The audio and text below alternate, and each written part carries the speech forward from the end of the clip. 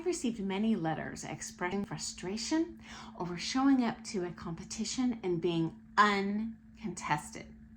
And I agree with you 100%. You are dedicating so much work and time, blood, sweat, tears, money into competing. Who in their right mind wants to fly all the way to a comp so you can pay to do a dog and pony show?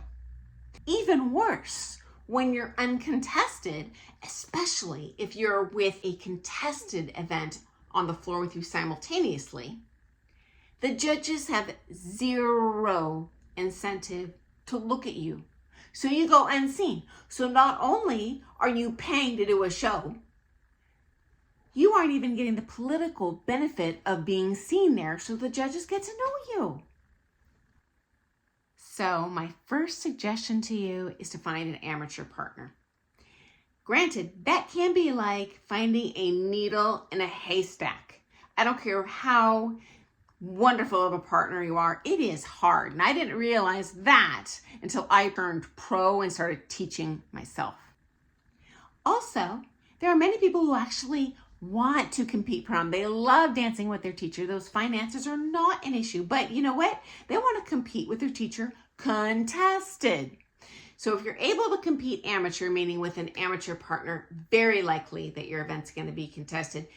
Here's why.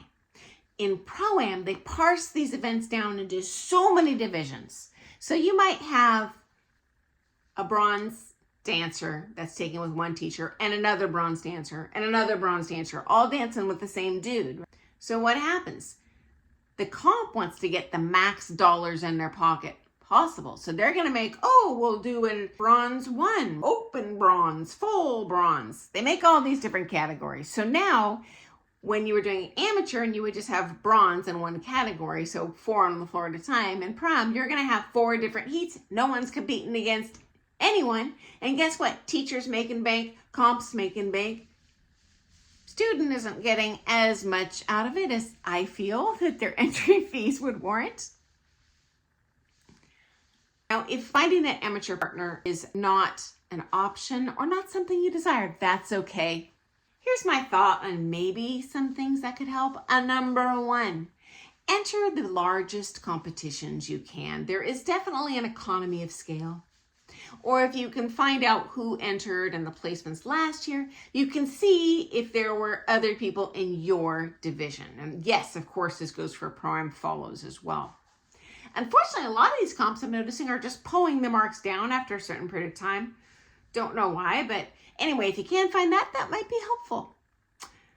Number 2, especially for leads.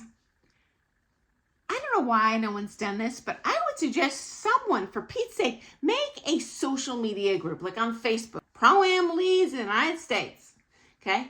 And you all could powwow and converge on the same comps instead of 2 people on 2 different coasts on 3 different weekends. It's going to be like finding a ship in the night. So when I am queen, that shall happen.